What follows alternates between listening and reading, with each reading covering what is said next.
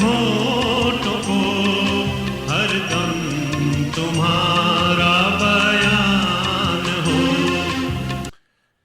Good morning. हम खुदावंद शुक्रान है इस दिन के लिए कि हम एक बार फिर से आपके पास आ रहे हैं। आज जून 28, 2020 है और ये फोर्थ संडे आफ्टर पेंटिकोस्ट है और बहुत उम्मीदें थी कि हम जल्दी चर्च जाएंगे, पर अब ये लगता है कि नेक्स्ट संडे मोस्ट प्रॉब्ली हमको मौका मिलेगा कि हम खुदा के हैकल में हाज़िरी देंगे। और उसके पहले मैं ज़रूर कॉल करके बताऊंगा कि सब ठीक है, क्योंकि फाइनल जो अप्रूवल है या जो भी सैनिटाइजेशन है, क्लीनिंग है, वो हो गई है और जो भी अब होना है उसमें हम आपको खबर करेंगे। आज कुछ देर हम खुदा कलाम पर ध्यान देना मांगते हैं और इसके पहले हम ध्यान दें, हम दुआ करें।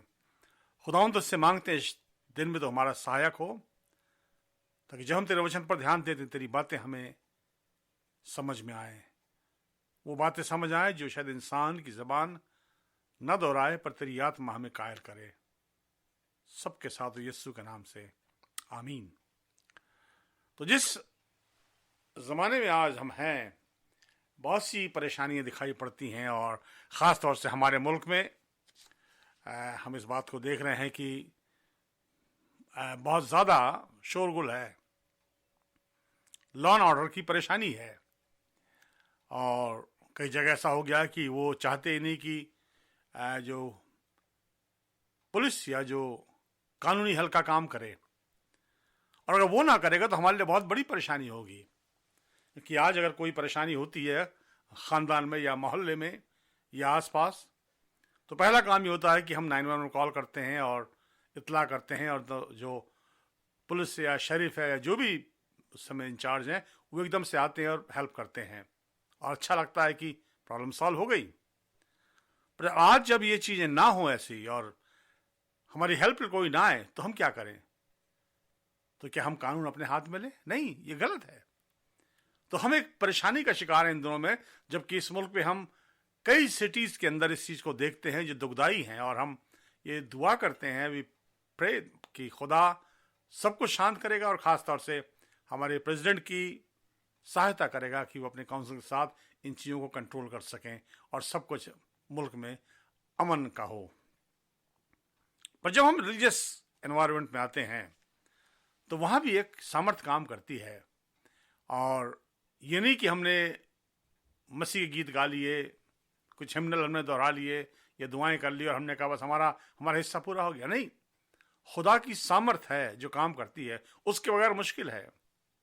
अगर सामर्थ जो दुनियावी है, जो सरकारी है, जो पुलिस की है, जो आर्मी की, वो ना हो तो अनारकी होगी, फिर परेशानी होगी, फिर कोई सही चीज़ नहीं हो पाएगी। वैसे ही रिलीजियस के अंदर खुदा की सामर्थ काम करती है, वरना सब कुछ खोखला है। कलाम के अंदर कुछ आयतें हम पढ़ते जहां पर वो कहता है, परंतु जो बुलाए गए हैं, यानी हम खुदा के लोग, क्या यहूदी क्या यूनानी, उनके निकट मसीह परमेश्वर की सामर्थ है। मसीह खुदा की ताकत है, उसकी सामर्थ है जो बुलाए हुए हैं। अब दुनिया में बहुत से लोग हैं, पर जो बुलाए हुए, जो खुदा के लोग हैं, उनके लिए एक फोर्स काम करती है, एक सामर्थ है, वो खुदा यीशु मसीह। और इसलिए जब हम दुनिया में जीते हैं और जब हम परेशानियों का शिकार या आत्मिक गिराव का शिकार पे आते हैं तो हम उस सामर्थ से ही मांगते हैं। वही सामर्थ हमारे लिए आगे आती है, वही सामर्थ हमें बचाती, लेके चलती है। संत पौलुस कहता है दूसरे कुरिन्थियों के 2:4 में कहता है, और मेरे वचन और प्रचार में ज्ञान की लुभाने वाली बातें नहीं, परंतु आत्मा और सामर्थ का प्रमाण था। संत पौलुस कह रहा है कि मैं जो बातें करता, जो तुम्हें सुनाता था कलाम को या गॉस्पेल को, वो लुभाने वाली बात नहीं थी या कोई ज्ञान की बात नहीं थी, पर वो खुदा की सामर्थ की बात थी। तो इस दुनिया में अगर हम आत्मिक जीवन जीने में आगे बढ़ना चाहते हैं, बढ़ते हैं, तो उस सामर्थ के बगैर कुछ नहीं हो सकता। जैसे दुनिया के लिहाज से मैं इसलिए कोट कर रहा हूं कि ये ज़्यादा प्रैक्टिकल दिखाई पड़ता है। आपका ट्रैफिक है, उसके कानून कायदे हैं, आपका जो शहर में रहने उठने बैठने सबके कानून कायदे हैं, वरना वहां पर एक सामर्थ्य है जो जिसको हम कानूनी सामर्थ्य कहते हैं, वो काम करती है और वो आपको करेक्ट करेगी और करना चाहिए। वो आके बोलेगी आप गलत हो यहाँ पर, और हम उसे मानते हैं। वैसे ही रूहानी जिंदगी के अंदर यही बात होती है कि जब हम चलते हैं और हमें समझ नहीं आता, तो वो जो खुदा की सामर्थ्य है वो हमें रास्ता दिखाती है, वो हमें करेक्ट करती है। और तभी संत पौलुस कहता है, मेरे वचन में और मेरे प्रचार में ज्ञान की लुभाने वाली बातें नहीं थी, पर परमेश्वर की सामर्थ्य की बात थी। वही रोमन्स में कहता है 1:16 में कि मैं सुसमाचार से नहीं ले जाता, क्योंकि वो मेरे हर एक विश्वास करने वाले के लिए, पहले तो यहूदी फिर यूनानी के लिए परमेश्वर की सामर्थ्य। वो कहता है ये खुदा की ताकत है। अब सवाल उठता है कि आज की इस तारीख में ये जो सामर्थ्य है किस हद तक इस्तेमाल हो रही, या हम क्या इसके बारे में जानते हैं बहुत कुछ। आप सोचे इस बात को कि अगर आपके पास कॉल करने के लिए 911 ना हो और आपकी परेशानी में हेल्प करने के लिए आपकी पुलिस ना हो, तो हम तो जंगल राज में आ गए। कुछ भी हो जाए, कुछ भी कर सकते, हम कुछ नहीं कर सकते। और इसीलिए एक सिस्टम है, एक सरकार है, और वो बड़े प्रॉपरली इस चीज को रन करती है। अब ये अलग बात है कि लोगों के अलग विचार है। एक चोर समझता है पुलिस नहीं होना चाहिए, एक गलत इंसान समझता है कि ये चीज सही नहीं है। पर सच्चाई क्या है, हमारे जीवन को आम बनाने के लिए, हमारे जीवन को आसानी से जीने के लिए इन सब चीजों की जरूरत है। और वैसे आत्मिक जीवन में अगर खुदा की सामर्थ का वास्ता ना हो, खुदा की सामर्थ हमारे साथ ना काम करे, तो हमारे लिए बहुत मुश्किल है कि हम एक अच्छा आत्मिक जीवन जी सकें, एक अच्छा रूहानी जीवन जी सकें। पहला कुरिन्थियों 1:18 में कहता है, ये क्रूस की कथा नाश होने वाले के निकट मूर्खता, परम उद्धार पाने वालों के निकट परमेश्वर की सामर्थ्य है। सलीब का बयान, यीशु मसीह का बयान, यीशु मसीह की जो जिंदगी है, उसकी जो गॉस्पेल है, वो खुदा की सामर्थ्य है। अब सवाल उठता है कि आज कितने लोग इस सामर्थ्य को पहचानते हैं, इस सामर्थ्य के लिए सोचते हैं कि ये सामर्थ्य हमारे साथ है। ये सच है कि जब मुसीबत आती है तो एक बचपन से हमें एक कॉन्सेप्ट पैदा हो गया है कि मुसीबत आए तो दुआ पढ़ लो या दुआ कर लो या किसी पादरी साहबान से बोल दो दुआ कर दें, और वो सब ठीक है। पर ये कोई ये मैजिक मंत्र नहीं है कि कुछ हुआ तो दुआ करा ली। नहीं नहीं नहीं, ये कांस्टेंट वॉक है खुदा के साथ, उसकी सामर्थ्य के साथ बने रहना, और वो आपके साथ रहता है। वो कहता है मैं तुम्हारे साथ रहूंगा। तो उस सामर्थ्य के बारे में आज हम कितना जानते हैं, कितना हम उसमें आगे बढ़ते हैं। अगर हम अमाल किताब उसके 4 बाब में जाएं, प्रेरितों का काम उसके 4थे बाब में, तो वहाँ इसके बारे में हम पढ़ते हैं। यहाँ पर ये शख्स कह रहा है, अमाल किताब प्रेरितों का काम उसका 4था बाब, और वहाँ पर जो बयान है वो,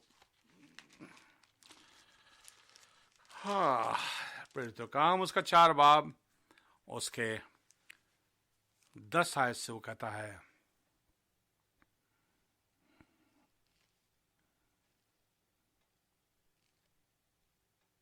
तो तुम सब और सारे इस्राएल के लोग जान लें कि यीशु मसीह नासरी के नाम से, जिसे तुमने क्रूस पर चढ़ाया और परमेश्वर ने मरे हुए में से जिलाया, ये मनुष्य तुम्हारे सामने भला चंगा खड़ा है।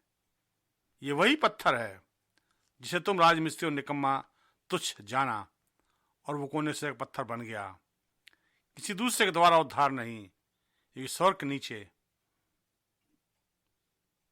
कोई और नाम नहीं दिया जिसके द्वारा उद्धार पा सके।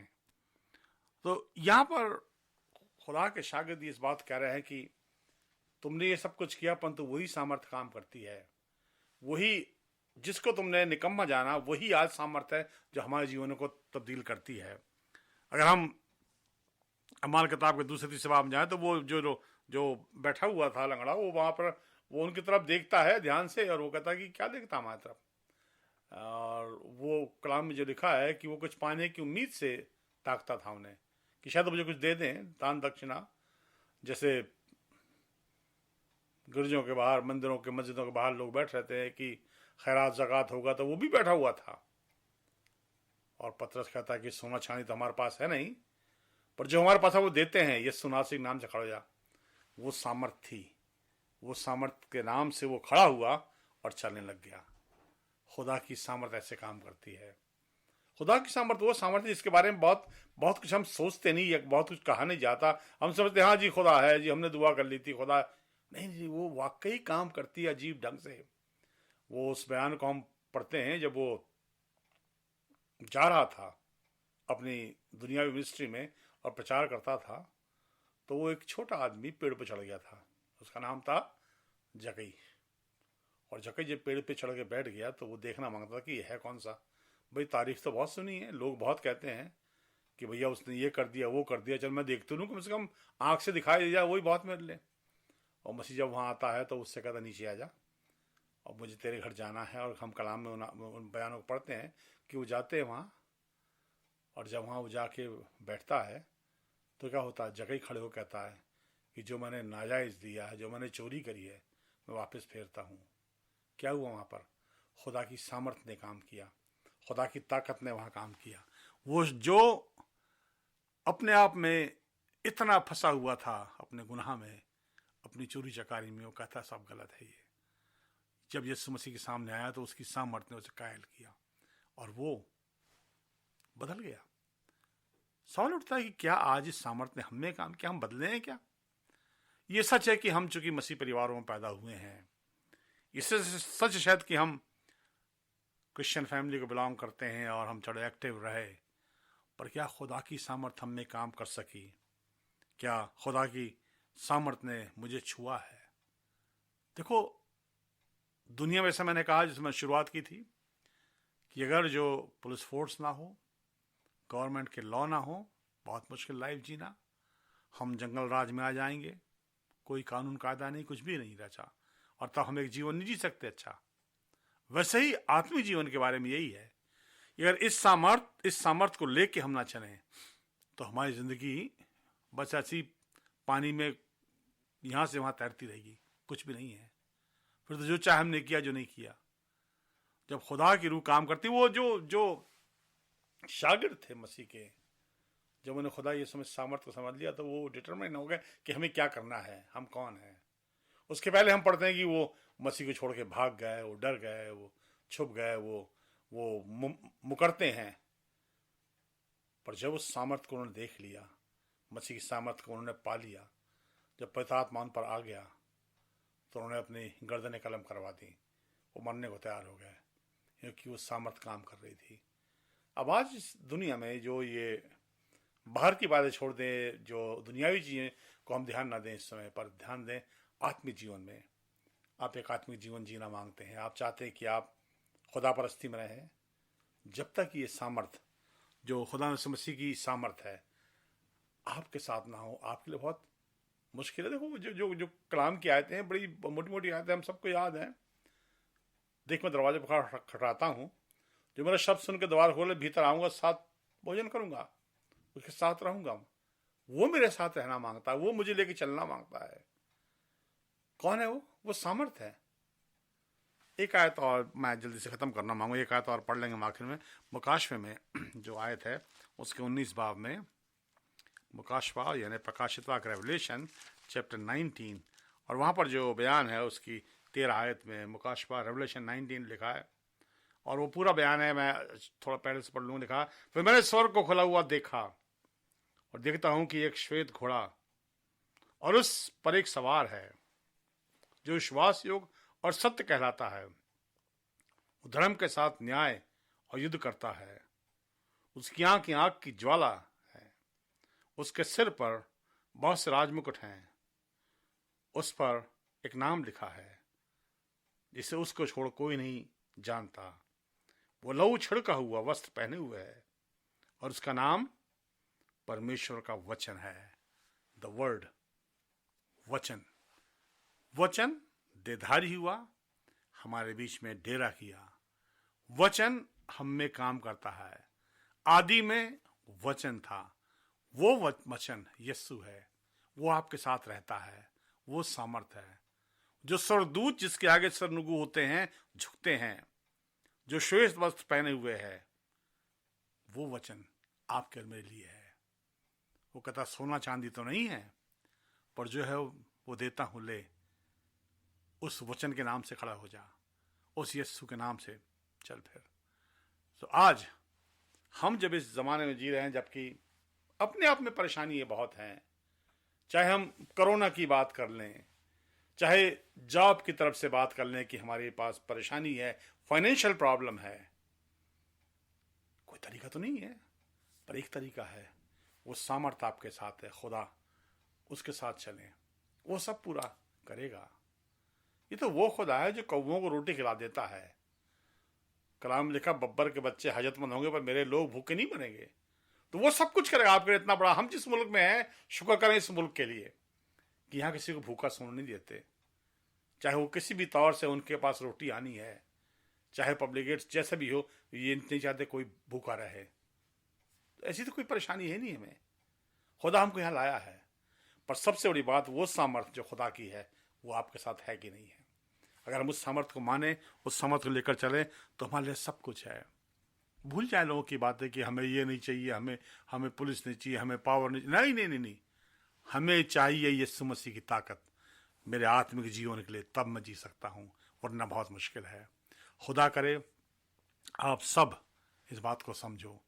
दुआ करना आज अपने घरों में, खुदावन हम यीशु की ताकत को जीवन देखना मांगते हैं। वो सामर्थ है। पौलुस कहता मैं कोई और प्रचार नहीं करता, सिर्फ एक बात, मसीह की सामर्थ की। आइए हम दुआ करें। खुदावन तेरे सामने झुकते शुक्रगुजार हैं कि तू सर्व सामर्थी परमेश्वर है। वचन देधारी को हमारे बीच में डेरा किया। ये वही वचन है जो हमारे लिए आज है। मांगते बाप तू मददगार हो। ऐ खुदावन, जितनी भी परेशानी दुनिया में है, जितनी भी अनार है या जो भी है, हम तो उससे दुआ करते हैं तुम रहम करना। हमारे प्रेसिडेंट के साथ हो, उसके काउंसिल के साथ हो। इस मुल्क को तू संभाल बाप। हम तेरी शांति को, तेरे प्यार को यहाँ देखना। ये वो मुल्क है जिसने दुनिया के हर एक मुल्कों में सहायता की, सेवा की, खाना खिलाया। बाप हमारे मुल्क पर तू रहम कर, और हम अपनी कांग्रेशन को मांगते इन पर रहम कर। हम सबको ईमान मजबूत कर, और वो सिर्फ तब होगा जब हम उस सामर्थ को अपने लेंगे जो यीशु मसीह की है। हम सबों के साथ हो। जो लोग बीमार हैं, परेशान हैं, गमज़दा हैं, बाप तेरे हाथन पर बढ़ें, हमारा ईमान बढ़ सके, हमारी कलीसिया को बरकत दे, और ख़ास तौर जबकि मौका मिलता है तेरे घर जाएं, हम सबको मिलने का मौका देना, यीशु के नाम से आमीन। हमारे बाप तू जो आसमान पर है, तेरा नाम पाक माना जाए, तेरी बादशाहत आए, तेरी मर्जी से आसमान पूरी ज़मीन पर पूरी हो। हमारे दोष की आज में बख्श दे, सवालों को माफ़ कर, तुम मकसूरों को माफ़ कर, हमें आजमाइश न पड़ने दे, बल्कि बुराई से बचा। ये बादशाहत, कुदरत, जलाल हमेशा तेरी है, आमीन। खुदा मसीह बाप की मोहब्बत, पाक और रफ़ाकत हमेशा एक के साथ अब सदा होती रहे, आमीन।